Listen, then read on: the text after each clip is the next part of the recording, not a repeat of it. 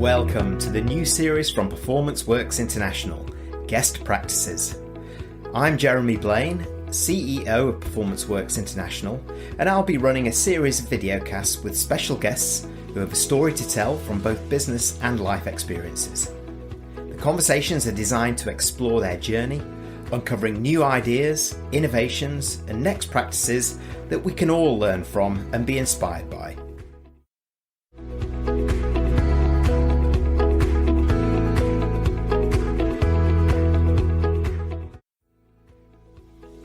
For today's episode of Guest Practices, I'm welcoming not one but two experts, Dan Sodergren and Michal Wisniewski. Dan you probably know from the BBC, you may have heard him on the radio or seen him on BBC News talking about the latest tech stories and marketing issues of today.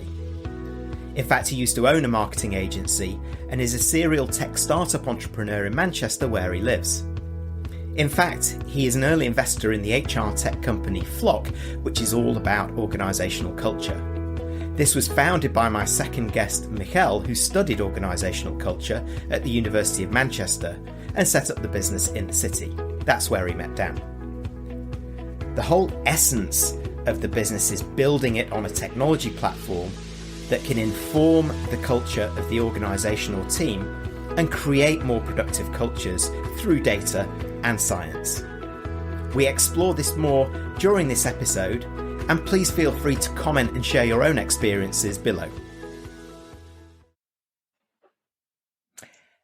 Hello and welcome to this next Guest Practices from Performance Works International. I'm delighted to say hello to Dan and Michal today. Hi, how are you doing?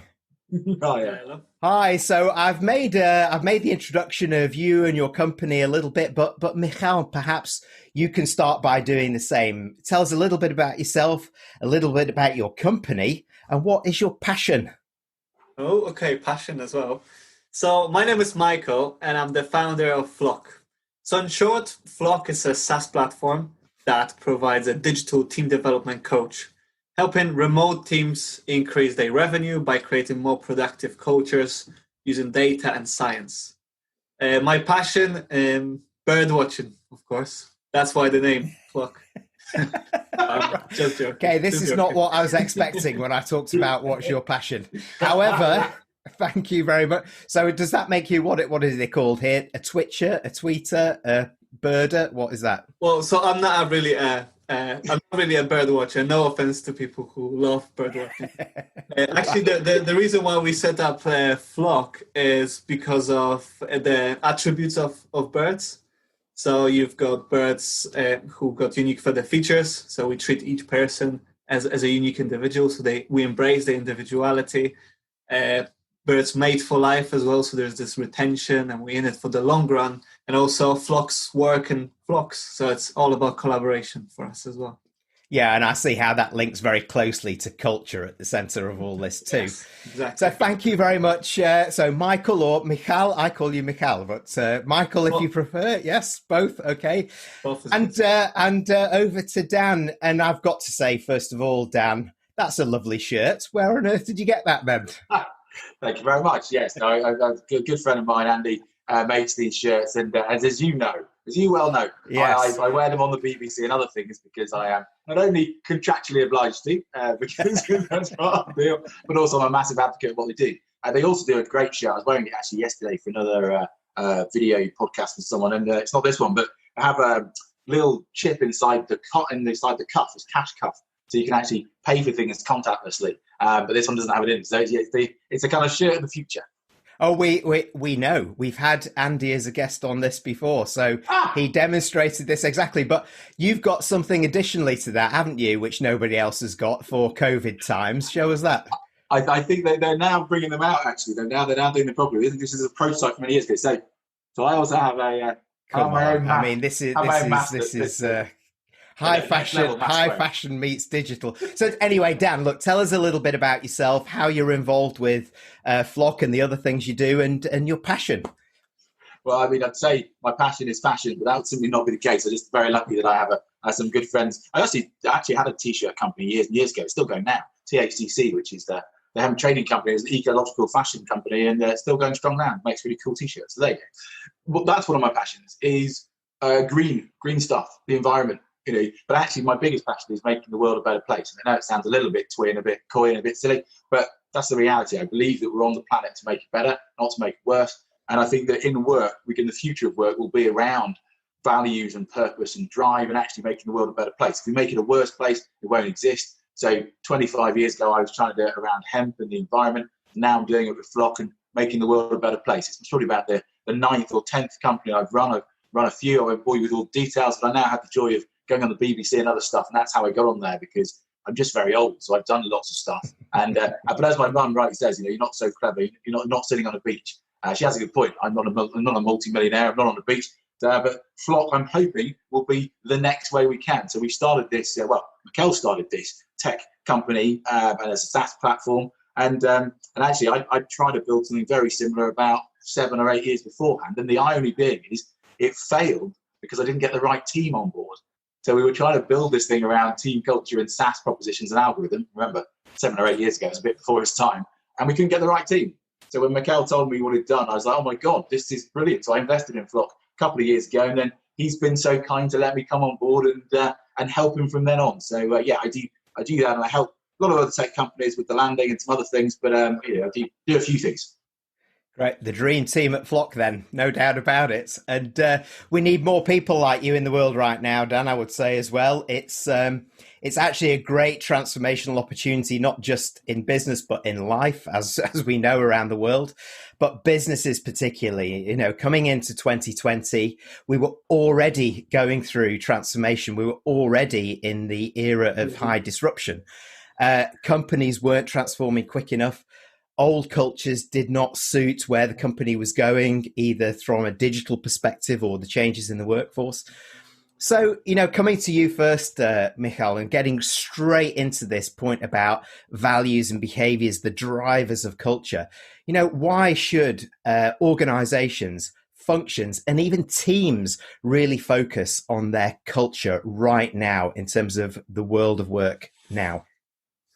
Well, so that's a great question, and I think a very popular question right now as well.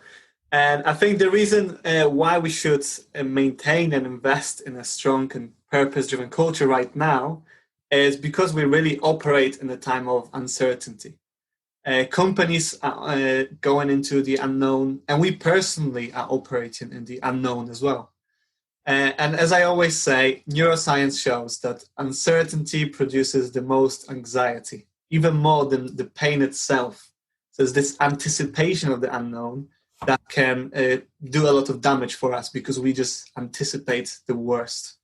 So a strong culture that everyone commits to creates this safe space and like a little island of certainty. So if you have your team purpose, you know why you do it.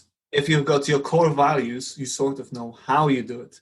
And then once you behave in the way that adheres to it, it becomes this robust community that can achieve success regardless of what's happening. So I think if you build it right, then people will fight for your company like it's their own, and you can then start building a company that's much more agile, much more adaptable. So, for example, Gallup's study finds that I think 53% of individuals would leave their current job for another one that offers remote working. So that's a great opportunity for companies that do. So if you create a strong culture, remote working would be much easier as people will already feel part of the team, part of the purpose. And all you need then is the digital tools that will help you to enable it and scale it. But that's a completely different topic, the digital stuff. So I'm just going to finish with a sentence that, if you don't have this strong culture now, people will probably leave once it's all over. So it's very important to maintain it. I love it. Uncertainty creates anxiety. Culture is the island of safety in terms of what you're saying. And of course, where we are right now, this huge shift to remote working that's being forced on many companies, is the perfect opportunity to re-engineer the culture that's appropriate for that world, because it's different, and that means not just probably with your permanent workforce, but with independent workforces too. So, Dan, do you have anything to add on to that in terms of the importance of this kind of evolving corporate culture today? Well, I mean, as you know, so much that I've been talking about it for 10 years. So, I've been talking about digital transformation, and we've been saying that actually digital transformation is actually about people transformation, and we've been getting it wrong for a little while. And I've been talking about digital triggers and all sorts of stuff because I'm a massive tech kind of person. I love a bit of a tech evangelist. So I had an augmented reality company like 7 or 8, in fact, maybe even 11 years. God, I'm that old. So a long time ago. So I've been quite, ahead of the curve with this tech stuff. But actually, the stuff that's really happened now in the last, 10 months or 6 months, that's the real deal. That's the real stuff. And that's come because of an awful external force that has been pushed against us. However, it's also accelerated digital transformation and this other cultural and organizational stuff so rapidly that even as futurists, are pretty agog. Because, of course, you could never see this coming. This is the black swan moment, yeah? But the other thing of this is it's an amazing opportunity. It's a huge opportunity. If you don't get your culture right now, or if your culture was bad before, you're going to know, because people will leave. And when you start asking people to come back, they will go, "Ooh, I'm not 100% sure. I'm just going to pause for a bit." So a lot of people have this. They've said the Great Reset and these other lovely terms that we now use. But a lot of people have gone back and gone, "Wait a minute. What I stand for and what I believe in is really important now. Maybe more than ever before." And if you find there's a culture misalignment with your own personal cultural values and those of your employer, this is when you're going to leave. So I think it's something like 34% of people would leave work due to a culture misalignment. And this costs the British economy a huge amount. I'm not talking about globally, but the British economy costs they say it's about £24 billion a year, yeah, because people are leaving and because of low productivity. And I come from a very businessy background, so I'm going to go for it from the money point of view, yeah. It literally, if people are not engaged in work, in this future of work post-COVID, your business will not exist. Yeah. If they're not all on the same side with remote work and all these other things that are happening, I don't think your business will exist. You add into the mix next, with AI and all these other things that are happening, and my goodness, this is a land grab. Look at Apple. And I'll try not to get too excited about it, but this is the reality. Apple, great culture. Yeah. I'm not saying, by the way, when I say great culture, I'm not saying Apple are great. I'm saying they have a very, very cohesive culture. And I'm not necessarily saying they're good to their other suppliers. I'm not an Apple fanboy. I'm actually pretty agnostic when it comes to phone. I have a variety of different ones, a Huawei and other ones as well. That's not the point. But you look at how much money they're now worth. Yeah, so Apple are worth, one company is worth 99 of the other companies in the FTSE 100. Apple's valuation is bigger than the 99. This is how powerful culture is. It used to be that it was something like you were 21% more profitable if you had a values-led company. Well, it's now times by 100. It's insane. Now, other people make better phones, but I can pretty much guarantee you it's the culture that Apple have created, and then the brand and everything else that comes from that has made them worth $2 trillion. $2 trillion. It's $1 billion made since Christ was born. If he ever was. To the beginning of time. It's an insane amount of money, and that's because they have a great product, but also they have an amazing culture, and that is the secret sauce. And that's why I get so excited by it. That is the biggest difference. And in this next bit, which will be a huge jump forward, with a loads of technology behind it, I won't talk too much about the tech transformation stuff, but without a solid culture, without the right people on board, you will not be able to jump forward, and that's why it's so important. It's a great example, actually, the Silicon Valley full stop dynamic, really. Apple being among that, but people are voting with their feet for or against culture, against the traditional cultures, embracing these new cultures which think the corporate space very differently, create different values and behaviors that are institutionalized, really, in a way that bring the people together and engage and mobilize them. And that's a staggering statistic that a third of all people here in the UK are leaving their organization because of a culture mismatch. That's frightening. And this is why it's so important for culture, particularly as organizations like Apple, Facebook, Spotify, don't have to be American, but all of these companies, they're creating a new empowering culture. They are embracing leadership at all levels. They're giving people the opportunity to shine, not making it exclusive, but an inclusive sort of talent with a small t pool. And this is all about the culture, isn't it? And I think it's a great example of where it's Apple's a great example of where it's working and the benefits that it can drive, because sometimes the culture can transcend difficult financial or economic times as well, can't it? Yeah, absolutely. Yeah. I mean, there's so many other ones as well around.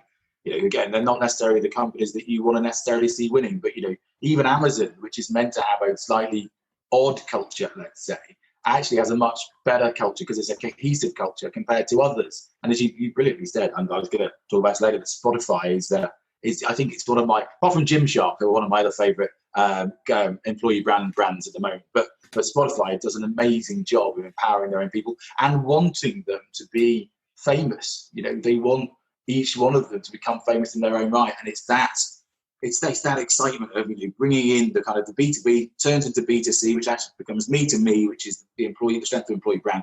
This is the future. This is the future of work. This is the future of life. So bring in the gig economy as well. And my goodness, it's going to be an interesting 10 years.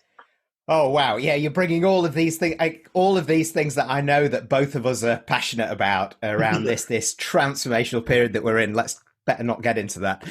So I'm going to come back to you, Michal, now, because we've talked about the upsides, and we've also talked sort of broadly about the downsides of culture. Can you give any examples of organizations that perhaps haven't got this right, and the fallout of getting it wrong, or the cost of doing nothing around evolving your company culture?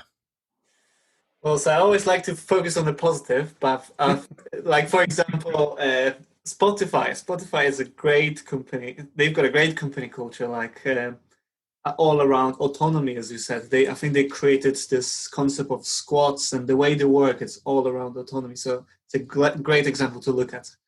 But I've actually prepared a list of companies that didn't get it right. I'm not sure if I should actually name them, but you can talk about a large tech company, whatever you like. Okay, it's up to you.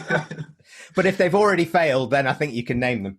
No. So they both still exist, and those are the companies that got it wrong, especially during the lockdown. So there's one company which is a rubbish collector. So not a tech company, but they had a conversation with the trade unions. And the CEO said that they will not increase the sick pay, which is okay. If the company is in financial troubles, it could happen. But his justification was that coronavirus is not as severe as flu, which is, of course, wrong, right? Because there's almost 1 million people who died of coronavirus. So the way, he approached that was horrible. And he still gave, minimum wage to employees in his business. So that's a first example. I'll come back to it. The second example is a very large hotel business who, once the lockdown started, they actually fired people from work. But the way they did it, they sent security staff to their work accommodation, turned the power off, and at the beginning of the lockdown, they got fired and became homeless. So that's like the worst thing you can do as an employer. Both of those examples, employers are clearly not leaders. All they do is they care about themselves and making sure they are okay financially, and they don't care about the employees. So the consequences of that is obviously employees would want to leave, and if they don't leave, they will stay and just do the bare minimum. So all this research that goes behind employees being engaged, being more profitable, more productive, that will definitely not happen. It will go on the other end of the spectrum, and people will become less productive. But I think, all companies, and I know different companies that also acted in a way that didn't really support their employees and try to just stay the same way as they were. And I think what those companies are missing is this opportunity to improve. And we talked about it before. lockdown creates this opportunity to accelerate for a business. As you said at the start, a lot of companies were talking about digital transformation a year ago, but nothing really happened. Now everyone is going through the change. Everyone's forced to do this change, so you might as well do it right. And this lockdown is this opportunity to become more digital, to become more connected with your employees. And as you say, Jeremy, become this 21st century business. And the companies that don't do it will lose out. And the companies that will do it will become the leaders of the next year or the next 2 years. Mm-hmm. You make some very good examples there, actually, Michal, and we only have to go back a few years as well to look at what's happened in financial services, Lehman Brothers, what's happened with big famous companies where their culture has almost destroyed them from within, like Kodak. For example, that kind of almost infighting internally about what was really important without really what was the next leap in terms of digital versus analog, all of these kind of things. And that hotel group you mentioned, they also own a chain of holiday camps in the UK. He said, trying not to mention them. Yeah, narrowing it down rather precisely. And they've been in the news. And the interesting impact is not just on the employees, of course. It's people like us who are potential customers out there saying, I'd never stay there. I'm not going there. I not only because I don't like what I'm seeing there, but also I don't like how the company are treating them. This is the age. I mean, we're seeing through the pandemic, this is the age of more empathy-led leadership, human-centered leadership, all of these things. Companies that don't demonstrate it aren't bought into culture. And that brings me to what you've done. And I'm going to come back to you, actually, Michal, first, if you don't mind, because I've got an interesting question for Dan next based on his previous experience. So talking about Flock, one thing that obviously being in this space for many years myself, what I've seen you do is take a slightly different spin on culture, put it together with very accessible and simple digital tech, and look at it as a tool, not just at organizational level, but for team level and how team cultures are built, and also how it might be appropriate for certain activities that we take, not just how we function as a business, but how we recruit and attract, for example. So can you tell me a little bit more about, how your customers engage with you and kind of what are the benefits of what you've been creating in Flock above and beyond what has been rather big, meaty processes around culture of the past? Mm-hmm. Well, so let me give you an example. So the reason why I set up Flock is because of my own experience. And if you work in an average organization, you usually have 2 jobs. And the second job, nobody's paying you for. And the second one is really you hiding your weaknesses, or you looking good, or managing others' opinions of what they think of you. And that's the single biggest waste of time of company resources. So now imagine a different company that's sending a totally different message, that they hired you because you're good and not perfect, that we all here to get better. And the only way to get better is to make mistakes, identify our strengths, weaknesses, and work together towards this common goal. And that's what really Flock does. It reduces this waste of time on your second job, and it's especially tailored for remote teams. So it's really a digital tool. So let me give you a quick overview. It's a digital tool that you can spend 5 minutes on that can help your team to collectively identify their strengths, the real you, your strengths, and show you how you uniquely fit with your remote team. And then based on that, Flock provides you with insights, action plans of how you can collectively play to your strengths and create a culture that's more productive and more meaningful for everyone. And we've got some companies like Mediacom who used it. We've got Coventry University to use it, who's using it. And all you need to spend is as little as 15, 20 minutes per week and during your team meetings to keep track of your culture and keep setting actions to make sure you're working together towards this desired state. So if you have team members in your team who work remotely, you can do our Flock survey to find out whether they actually are enjoying working from home and how you can work with them to play to their strengths. Make sure you work better and they are still engaged even though they work in isolation. And I think there's this great statistic that Gallup found that 1 in 5 people feel lonely when they work from home. And if people feel lonely, they're 21% less productive. So Flock really helps you to minimize the cost and improve employee well-being. That's great. It's great that you mentioned well-being, mental health. That is again front and center.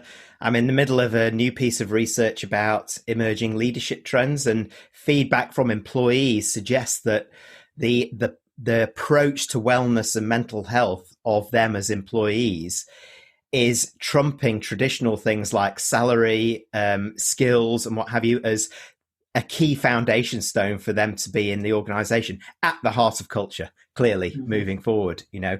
And I loved what you said there, is that culture should finally be on the agenda of our weekly meetings. It never is. Yeah, it never is. And what a great way of doing it.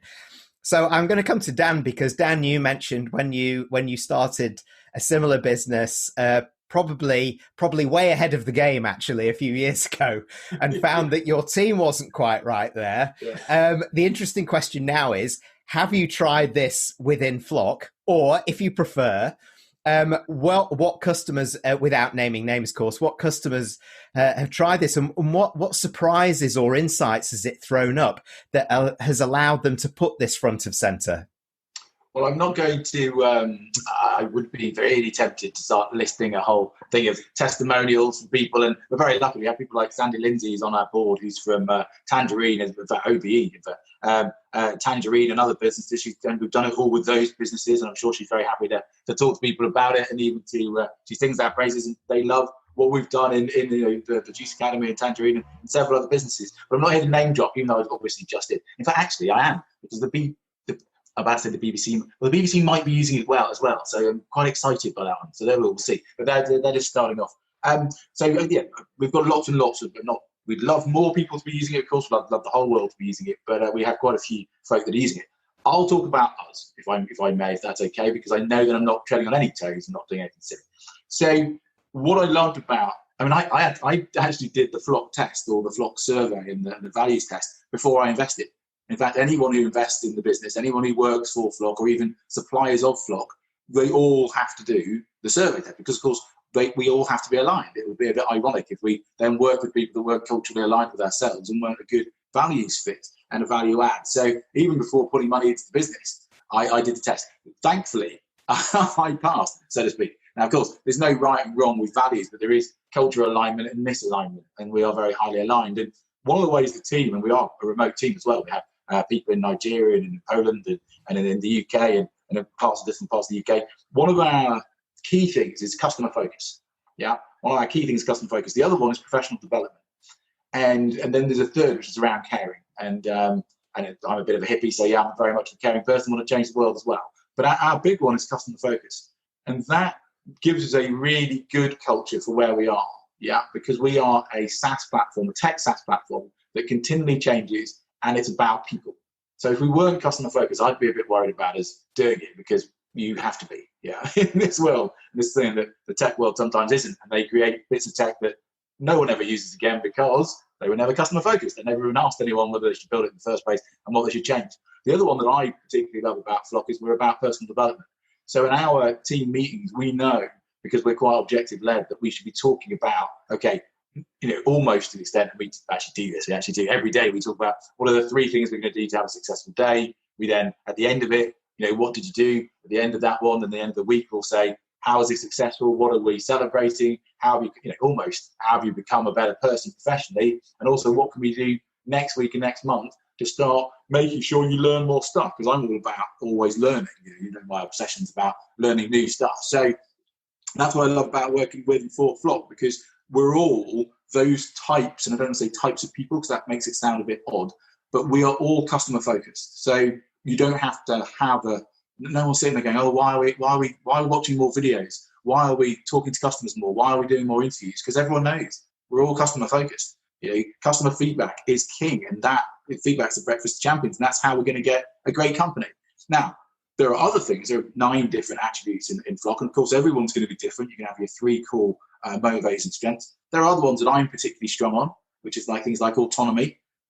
So I'm very autonomous. I've been remote working for maybe 2 decades without even realizing it was a fashionable thing to do. Whereas other people in the business are much nicer than I am. So they're much more about teamwork and the importance of that. And so they found the beginning of remote work different and a bit more challenging, as I kind of took it because I was already doing it a bit like a duck to water. And that's the power of using Flock as well, because you can then look at it and go, oh, heck, and it might even be the boss, dare I say, Michal, who found it a bit more challenging to start off with because he's more about teamwork. So we knew as a group, we had to support Michal in him being alone in the, by himself or with others, but without the team around him. So we did more team calls, didn't we, Michal, to make sure that you were supported. And we did more informal Zoom calls and chats. Whereas I would never have known that he would need that because I'm not very empathetic. So it helps me with my lack of emotional intelligence. So we use it. Yeah, of course. We drink our own champagne. We use it all the time. And so we know how to make it better and better. So yeah, I thought it'd be better to use us as the example rather than another company. Great. I love the analogy. You drink your own champagne. Beautifully put. Yes, exactly. It is champagne after all, not cheap white wine. Yeah. Absolutely. Yes. The Americans say eat your own dog food, and I just think that's just a dreadful way of putting it. That's what Microsoft are famous to say. Because you're not making dog food, and also no one wants to eat their own dog food. What a strange way of looking at it. Yes, well, we don't have to get fully into that, but I get it. And actually, what the nice thing is, and one of the things why I really like what you two are building here is that you're living and breathing it every day. And I don't know many organizations, even those focused on culture, that do so in the way that you do. And I think it's a really important message that you're sending to our viewers and listeners out here. So, we're coming to the end of this fascinating discussion. So perhaps, I'll come actually straight back to you, Dan, as an entrepreneur, as a business leader, as an investor, saying, so to you, what, in the context of the discussion that we've had broadly today around culture, etc., what is the cost of ignoring culture as a key success factor for moving the business forward today in today's transformational workspaces? Yeah, I think you've only got one bigger thing that we should be worried about, if I'm honest. And even worried is the wrong word. AI is with us now, so artificial intelligence is with us now. I was on a radio yesterday talking about it, and I truly believe it's the electricity of the next age. It will be that important. If your business is not using AI inside it, no matter how big the business is, it really literally doesn't make a difference how big it is. You will need to. But the other one, which will subsist all this stuff, is going to be culture. Yeah, AI will be will be adding value and potentially changing the way we work. But it's always going to be people, and those people are your currency. That is the reality. That if you don't have the right people on board, your business will not survive. This next year or so, we will see a huge destruction of businesses, but we'll also see a huge number of businesses either land grabbing, taking the best talent. The people, there must be so many tech companies sitting there going, oh my goodness, all these people are furloughed. And they're going, yes, please, we'll take all the best talent, thank you. Google's going to start building its own campuses and its own villages. That's what's going to happen. Yeah, and that's exactly happening now. Apple will do the same, Amazon will do the same. We'll go back to this kind of Bourneville and Cadbury kind of model where they'll literally start owning, villages and towns. That's the future of work, yeah. So it's not just remote, it's actually remote. It's a hybrid model where you actually might even live on campus like a military base. That's the future. Now I was saying this yesterday on a different podcast, I'm very scared by that proposition because I'm always very scared of monopolies. And I'm not a massive fan of that because I don't think it works for capitalism. I don't think it works for us all. And it certainly doesn't work for society. So we've got to be careful of those people taking too much power and take too much talent. And the only way that we are going to not lose talent is to be better ourselves. We have to build back better businesses. That is the key mantra for this bit. Take this opportunity to build back better. Don't let the other people take your talent because they will. Obviously, that's the game. Don't let them get too big. We need smaller businesses. We need lots and lots of small businesses. We don't need 5 or 6 people owning everything because believe you me, that doesn't end well for the consumer. I don't really know if that was what you wanted me to talk about, but I just thought I'd go for it. It's a slightly deeper thing but if you don't protect your employee brand now, believe you me, in the next 2 years, they will take your talent. That's the reality. Yeah, but it's so much a heart of it, and it goes back to actually something you said initially in this bit, which is around that the relationship between the digital and the human. The organizations that are separating those are the ones that are finding it most difficult because, of course, one enables the other. The human touch is more important than it ever was in the digital era. It's a symbiotic relationship, not a separate relationship. And it's at the heart of culture. You use that digital technology and thread to bind things together and to make it easy to engage, mobilize, collaborate, communicate, do all of these things. And it's those companies that are doing that well. And yes, they might go one step further and buy villages and do all of this kind of thing. But ultimately, they're evolving their culture in a way that they feel will be attractive to not only their existing employees, but potentially for new recruits who want a piece of it, right? Yeah. So thank you for that, Dan. And Michal, for your final word. Obviously, the flip side is this, in the context of our discussion again, with real focus on culture, what's the prize for any organization getting it right? Well, so I think it's the best way to compare it to is the founder. So, every founder that sets up a business has got this passion to make the business successful, to, keep the business going, keep accelerating. And I think if you get your culture right, it's like having a team full of people with the same passion to make the company successful. And once you have that, then you have better attention, better productivity, performance, well-being, everything goes through it. So it really sits at the core. Once you have that passion and drive, then all other financials follow up. Yeah. And just quick on the finance there as well, because I think I'm sorry to bring it down to finance at the end, but we all know, a bad hire can cost, anything up to 300% of the first annual salaries. If you're getting a tech person wrong and you're paying them £80,000, then, well, actually getting this wrong costs you $250,000. That's the reality. And if you do that 10 times, then yeah. And if you do that 100 times, then yeah, that's the difference between not existing in a year and a half's time.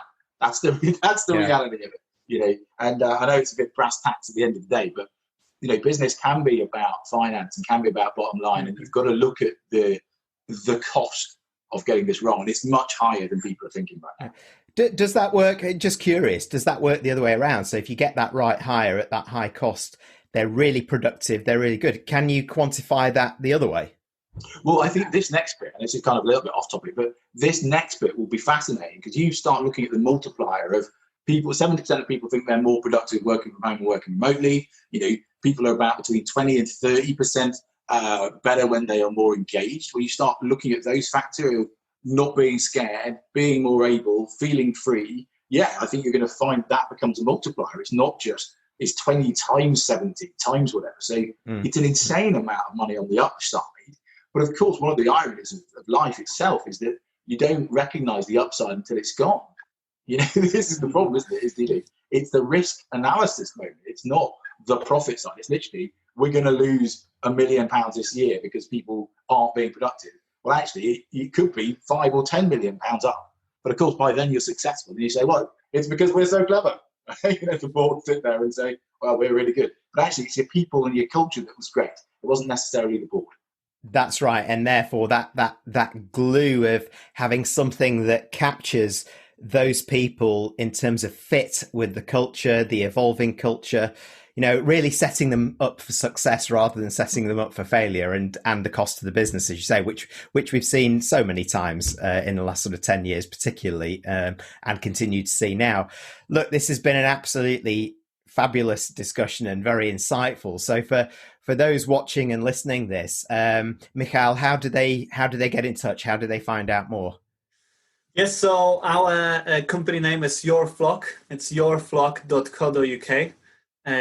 We will probably send a link, a special VIP link for anyone who listens to this webinar, where you can sign up to our platform and enjoy the first couple of profiles for free. We might as well make it 10 free profiles for free.